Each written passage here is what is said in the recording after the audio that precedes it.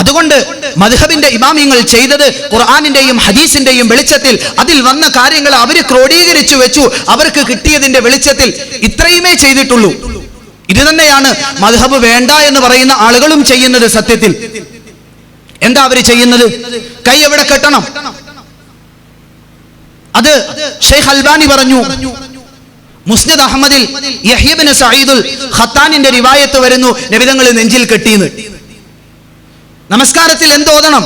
കൈ കെട്ടിയാൽ സനാ ഓതണോ വജ്ഹത്ത് ഓതണോ എന്തോദണം? അത് ഇന്ന ഇമാമ് പറഞ്ഞു, ഇന്ന ഹദീസിലുണ്ടെന്ന്.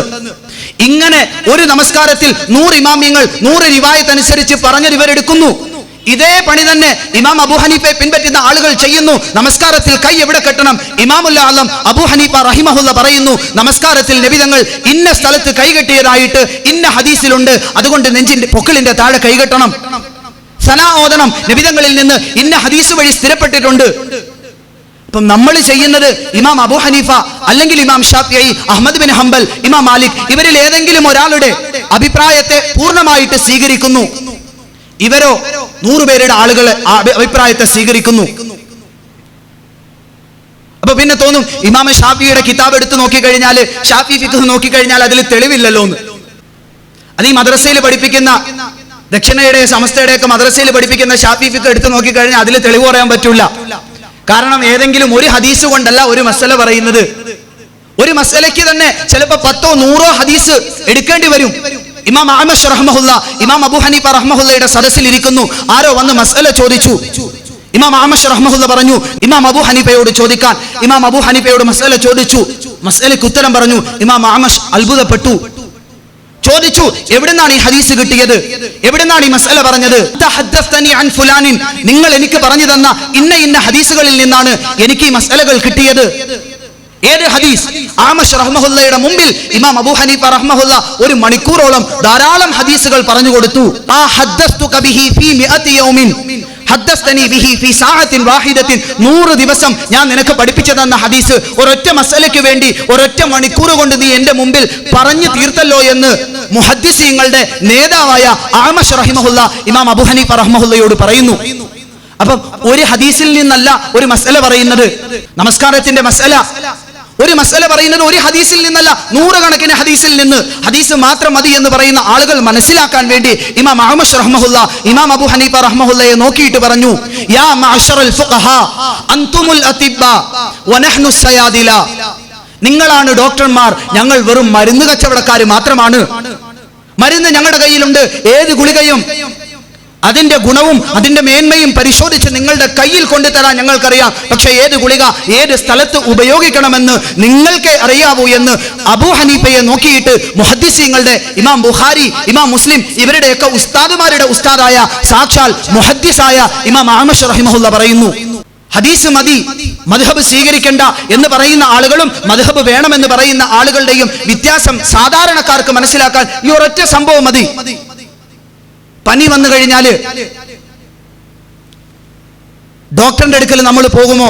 അതല്ല, ഡോക്ടറിന്റെ ഹോസ്പിറ്റലിനേക്കാൾ വലിയ രീതിയിൽ പണിഞ്ഞു വെച്ചിരിക്കുന്ന ഹോസ്പിറ്റലിൽ ചെന്നപ്പോൾ ഡോക്ടർ ചെറിയ ഒരു നില കെട്ടിടത്തില, അതിന്റെ അപ്പുറത്ത് നോക്കിയപ്പോൾ വലിയ ഒരു മെഡിക്കൽ സ്റ്റോർ 2ഓ 3ഓ നിലയുണ്ട്.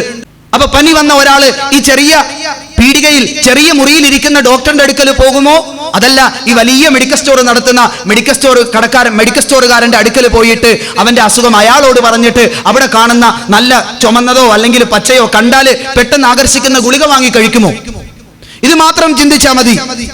മദ്ഹബിനെ പിൻപറ്റുന്ന ആളുകൾ ഇവര് ചെയ്യുന്നത്, പനി വന്നു കഴിഞ്ഞാൽ ഡോക്ടറിന്റെ അടുക്കൽ പോകുന്നു, ഡോക്ടറിന്റെ അടുക്കൽ പോയിട്ട് അസുഖം പറയുന്നു, അസുഖം മനസ്സിലാക്കിയിട്ട് മെഡിക്കൽ സ്റ്റോറിൽ നിന്ന് ഏത് മരുന്നാണോ അതിന് അനുയോജ്യമായത് അത് കൊടുത്തുവിടുന്നു. വേണ്ടാന്ന് പറയുന്ന ആളുകൾ ഡോക്ടറിന്റെ അടുക്കൽ പോകാതെ നേരെ മെഡിക്കൽ സ്റ്റോറിൽ ചെന്നിട്ട് അയാൾ പറയുന്ന ആ മരുന്ന് മേടിച്ച് കഴിക്കുന്നു. വ്യത്യാസം. ഇത് ഞാൻ പറഞ്ഞ ഉദാഹരണമല്ല, ഇമാം അഹ്മദ് റഹ്മഹുല്ല പറഞ്ഞ ഉദാഹരണമാ. നാളെ ഇനി ഇത് പറഞ്ഞിട്ട് ഈ ക്ലിപ്പ് ഇട്ടിട്ട് ഞാൻ അങ്ങനെ പറഞ്ഞു എന്ന് പറയണ്ട. ഇമാം അഹ്മദ് റഹ്മഹുല്ല പറഞ്ഞതാണ്. തദ്കിറത്തുൽ ഹുഫാദ് ഇമാം ദഹബിയുടെ കിതാബ് എടുത്ത് നോക്കി കഴിഞ്ഞാൽ കാണാൻ സാധിക്കും. അപ്പൊ ഇമാം അബൂ ഹനീഫ റഹ്മഹുല്ല ഈ മദ്ഹബിന്റെ 4 ഇമാമിങ്ങളും പിൻപറ്റപ്പെടാൻ യോഗ്യരാണ്. യസീദ് ഇബ്നു ഹാറൂൻ റഹിമഹുല്ല മുഹദ്ദിസീങ്ങളുടെ നേതാവാണ്. മഹാനവറുകളുടെ അടുക്കൽ വന്നിട്ട് ആരോ ഒരു മസ്അല ചോദിച്ചു. അപ്പൊ പറഞ്ഞു അഹ്ലുൽ ഇൽമിനോട് പോയി ചോദിക്കാൻ. സദസ്സിൽ അഹ്മദ് ബിൻ ഹംബലാണ് ഇരിക്കുന്നത്. Yahya bin Ma'in, Ahmad bin Hanbal ഇവരുടെയൊക്കെ ഉസ്താദാണ്. Yazid bin Harun. ഈ യസീദ് ബിൻ ഹാറൂനിനോട് ചോദിച്ചു, നിങ്ങൾ ഞങ്ങൾക്ക് പറഞ്ഞു തരുന്നത് ഇൽമല്ലേ? യസീദ് ബിൻ ഹാറൂൻ റഹിമഹുല്ല പറയുന്നു, അൽ ഇൽമു ഇൽമു അബി ഹനീഫ. മുഹദ്ദിസീങ്ങളുടെ തലതൊട്ടപ്പൻ എന്ന് വിശദീകരിക്കാൻ പറ്റുന്ന യസീദ് ബിൻ ഹാറൂൻ റഹിമഹുല്ല പറയുന്നു, ഇമാം അബൂ ഹനീഫ റഹിമഹുല്ല അദ്ദേഹത്തിന്റെ ഇൽമാണ് ഇൽമ്. യഹ്യ ബിൻ സഈദുൽ ഖത്താൻ റഹിമഹുല്ല വലിയ മുഹദ്ദിസാണ്. അദ്ദേഹം പറയുന്നുണ്ട്, അഖദ്നാ ബി അക്സരി അഖ്വാലിഹി. ഇമാം അബൂ ഹനീഫയുടെ അധിക ഖൗലുകളും ഞങ്ങൾ എടുക്കും. അപ്പം അതുകൊണ്ട് നമ്മളും ചെയ്യുന്നത് അവരും ചെയ്യുന്നത് ഏകദേശം ഒരേ ജോലിയാണ്. ഇമാം അബൂ ഹനീഫ റഹ്മഹുല്ല അദ്ദേഹം ഖുർആനിന്റെയും ഹദീസുകളുടെയും വെളിച്ചത്തിൽ ഇത് നമുക്ക് ക്രോഡീകരിച്ചു തന്നു, ഇത് നമുക്ക് പറഞ്ഞു തന്നു. അത് നമ്മൾ അനുസരിച്ച് മുമ്പോട്ട് പോകുന്നു. ഈ പറയുന്ന ആളുകൾ അവരുടെ ഉസ്താദുമാര് പറയുന്നതനുസരിച്ച് അവർ ചെയ്യുന്നു. ഇതേ വ്യത്യാസമുള്ളൂ. മുൻഗാമികളായ ആളുകൾ അവർക്ക് തെറ്റുപറ്റാനുള്ള സാധ്യതകൾ കുറവാണ്. ഇമാം അബൂ ഹനീഫ റഹ്മഹുല്ലയ്ക്ക് കിട്ടിയ അധികവും സുനായിയായ റിവായത്തുകളാണ്, അല്ലെങ്കിൽ നേരിട്ട് സഹാബാക്കളിൽ നിന്ന് കിട്ടിയ റിവായത്തുകളുണ്ട്, ഒരൊറ്റ വാസിത്തയോടുകൂടി കിട്ടിയ റിവായത്തുകളുണ്ട്. അതുകൊണ്ട് അദ്ദേഹത്തിന്റെ ഹദീസിൽ ളുഅഫുകൾ വരാനുള്ള സാധ്യതകളും വളരെ കുറവാണ്. അതുകൊണ്ട് നിങ്ങൾ തന്നെ തീരുമാനിച്ചോ, മുൻഗാമികൾ അവരെ പിൻപറ്റുന്നതാണോ, അതല്ല ഈ കാലഘട്ടത്തിൽ ജീവിച്ചിരിക്കുന്ന തെറ്റുപറ്റാൻ സാധ്യതയുള്ള ഇൽമില്ലാത്ത ആളുകളെ പിന്തുടരുന്നതാണോ ശരി? പിന്നെ എന്താ ഒരു കുഴപ്പം? ഈ പറയുന്ന ആളുകൾ അവർ തോന്നുമ്പോൾ ഓരോ വിഷയത്തിൽ ഓരോ മദ്ഹബാണ്. ഇബ്നു തൈമിയ്യ റഹിമഹുല്ലാഹ് തന്നെ പറയുന്നു, അത് പാടില്ലാത്തതാണ്. وفي وقت يقلدون من يفسده وفي وقت يقلدون من يصححه بحسب الغرض والهوى ومثل هذا لا يجوز باتفاق الامه. മജ്മൂഉ الفتاوى ഇബ്നു തൈമിയ്യ പറഞ്ഞത്.